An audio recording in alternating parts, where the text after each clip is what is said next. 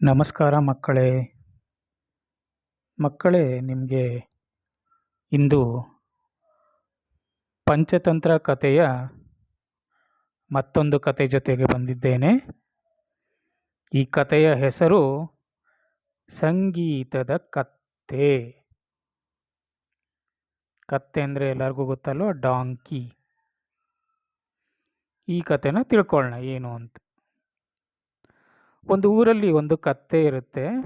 ಅದು ದಿನಾಲೂ ಅವನ ಯಜಮಾನ ಏನೇನು ಭಾರ ಕೊಡ್ತಾನೆ ಅದನ್ನೆಲ್ಲ ತನ್ನ ಬೆನ್ನ ಮೇಲೆ ಹೊತ್ಕೊಂಡು ಕೆಲಸ ಮಾಡ್ತಿರುತ್ತೆ. ಆದರೆ ಆ ಕತ್ತೆಗೆ ಒಂದು ವಿಚಿತ್ರ ಆಸೆ ಇರುತ್ತೆ. ಏನು ಅಂದರೆ, ನಾನು ಒಳ್ಳೆಯ ಗಾಯಕ ಅಂತ ಅದು ಭಾವಿಸಿರುತ್ತೆ. ಒಂದು ದಿನ ಆ ಕತ್ತೆ ತನ್ನ ಸ್ನೇಹಿತನಾದ ನರಿ ಜೊತೆ ಒಂದು ಹೊಲಕ್ಕೆ ಹೋಗಿ ಆ ಹೊಲದಲ್ಲಿರುವಂಥ ಹಸಿರನ್ನ ತಿಂತಾ ಇರುತ್ತೆ.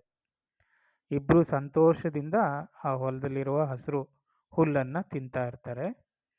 ಆ ಸಮಯದಲ್ಲಿ ಕತ್ತೆ ನರಿಗೆ ಹೇಳುತ್ತೆ, ನೋಡು, ನಾನು ತುಂಬ ಚೆನ್ನಾಗಿ ಹಾಡು ಹೇಳ್ತೀನಿ, ಆ ಹಾಡನ್ನು ನೀ ಕೇಳಿಸ್ಕೋ ಅಂತ.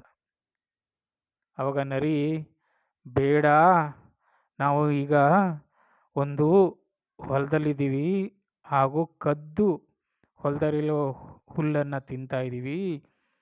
ಇವಾಗ ಏನಾದ್ರು ನೀ ಹಾಡು ಹೇಳಿದ್ರೆ ಅಲ್ಲಿ ಮಾಲೀಕ ಬಂದು ಕೋಲಲ್ಲಿ ಹೊಡಿತಾನೆ, ಬೇಡ ಅಂತ ಹೇಳುತ್ತೆ. ಆದರೆ ಆ ನರಿ ಮಾತನ್ನ ಕತ್ತೆ ಕೇಳಲ್ಲ. ಅದೇನು ಮಾಡುತ್ತೆ ಅಂದರೆ, ಗರ್ವದಿಂದ ತನ್ನ ಧ್ವನಿಯಲ್ಲಿ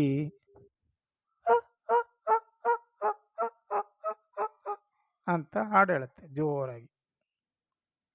ಈ ಶಬ್ದ ಕೇಳಿದಂಥ ರೈತ ಕೋಪದಿಂದ ದೊಡ್ಡ ಕೋಲ್ ತಗೊಂಡು ಓಡಿ ಬರ್ತಾನೆ ಹೊಲದೊಳಕ್ಕೆ.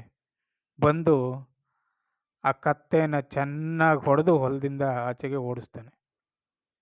ಅವಾಗ ದೂರದಲ್ಲೇ ನಿಂತಂಥ ನರಿ ಹೇಳುತ್ತೆ, ನಾ ಹೇಳಿದೆ, ನನ್ನ ಮಾತು ಕೇಳಲಿಲ್ಲ, ಈಗ ಈ ಶಿಕ್ಷೆನ ಅನುಭವಿಸ್ತಿದ್ಯಾ ನೀನು ಅಂತ ಹೇಳುತ್ತೆ.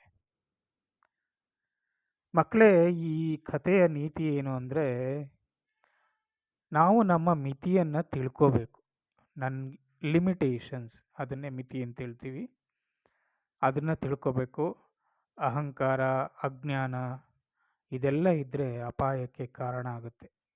ಆದ್ದರಿಂದ ನಮ್ಮ ಮಿತಿಗಳಿಗೆ ಅನುಸಾರವಾಗಿ ನಾವು ಕೆಲಸವನ್ನು ಮಾಡಿದ್ರೆ ನಾವು ಜೀವನದಲ್ಲಿ ಯಶಸ್ಸನ್ನು ಕಾಣ್ತೀವಿ. ಮಕ್ಕಳೇ, ನೀವು ಅಷ್ಟೇ ನಿಮ್ಮ ಒಂದು ಮಿತಿಯಲ್ಲಿ ಕೆಲಸ ಮಾಡಿದ್ರೆ ನೀವು ಯಶಸ್ಸನ್ನು ಕಾಣ್ತೀರಾ ಅಂತ ಈ ಕಥೆಯಿಂದ ಹೇಳ್ತೀನಿ.